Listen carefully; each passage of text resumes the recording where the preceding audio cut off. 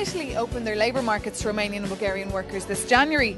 Last year, Germany already eased labour market restrictions. But this year, 9 other countries, including here in Belgium, decided to keep tight restrictions on Romanian and Bulgarian workers until 2013.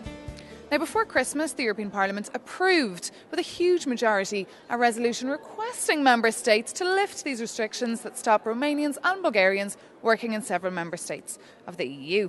One of the main MEPs pushing this resolution was Romanian MEP from the EPP group, Marian-Jean Marinescu. So thank you very much, Mr. Marinescu, for joining me here for coffee. So as you know, we're going to talk about the movement of Romanians and Bulgarians to other EU member states. As an EU citizen, you do have the right to work in another EU member state. But because these two members just joined in 2007, their fate is now in the hands of member states. They can decide for up to 7 years whether or not they allow Romanians or Bulgarians work in their countries or not. We've seen this year, 9 countries have said that they do not want Romanians to work in their countries until 2013. I want to know, how does that make you feel? Do you think there's some sort of a kind of condescending attitude from the older member states towards the newer ones? No, first of all, we have to say that this is in the treaty. Yeah? So in a way, this is the European law. But there are 3 periods, 2 plus 3 plus 2. The last 2, you should prove why you are continuing the restrictions. So you should prove that there are serious disturbances and serious threats on the labor market on the said country. So the last period, it's a little bit different than the others. 9 member states, they apply for it. Now we are waiting from the Commission to publish, to make public what are the reasons. And the Commission should answer to these countries and should ask them if they didn't provide the reasons. Well, most countries are saying it's because of the grave economic crisis in Spain. They've got the biggest unemployment rate. That's just an excuse? No, I don't think so.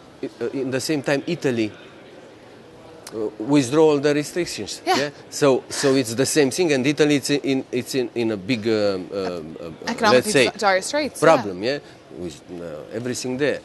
So there are different situations, because, for example, Spain. Maybe Spain, we can understand.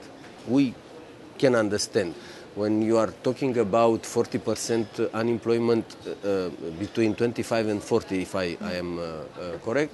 Maybe you can have an understanding, yes?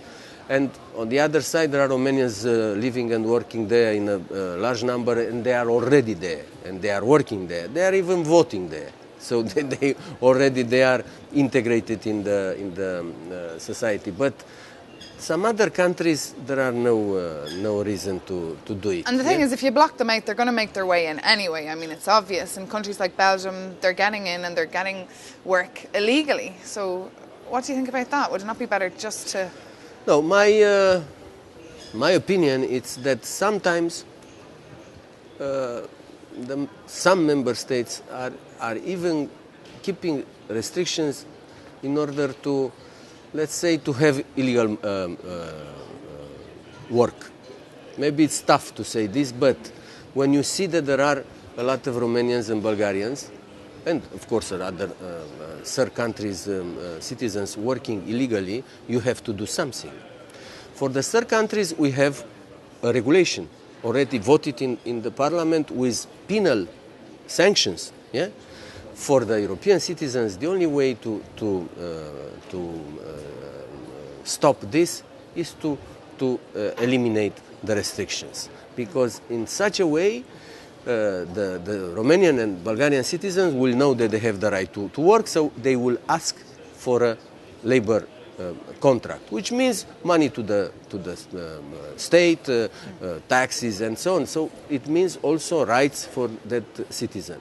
In my opinion, in most of the cases, there are internal political reasons and no other reasons. So if we look in the treaty, if we read the treaty, means that the last period should not be valid And do you think in some countries Romanians aren't just welcome, Romanian and Bulgarians? I heard this morning on a Finnish radio station, they said that Romanian people have surpassed Russians as the second largest group of foreigners in Finnish prisons. That's according to the Criminal Sanctions Agency there in Finland. I don't know. I have doubts about this statistics. I'm sorry, but some I don't believe it. And on the other side, you should see how many they are, because if you are talking that the Russians are 2 and the Romanians are 3, I don't think that it's something serious. On the other side, there are people that they are doing crimes all over. Doesn't matter, they are Romanians, French, I don't know, Germans, Brits, Bulgarians. So this is, unfortunately, this is the situation in the society.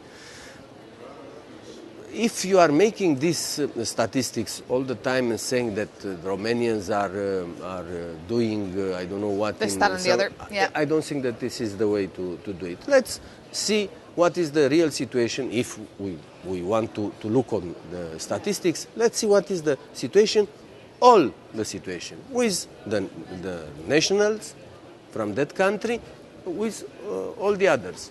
All the other, I don't know, nationalities, if we can speak about. Now we are European citizens, so we should not because you know what, there are not so many, but there are crimes performed by foreign citizens in Romania.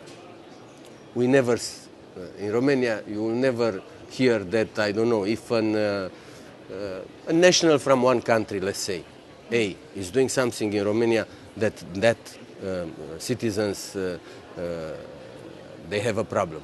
No, we are not saying this. We are saying that there is a citizen or 2 or 3 or 4 that they are doing bad things. That's it. But this is not a way to make a general image about that nation. And block them out. Okay, Mr. Marinescu, MEP, Romanian MEP from the EPP group. Thanks very much for meeting me here today. Thank you very much.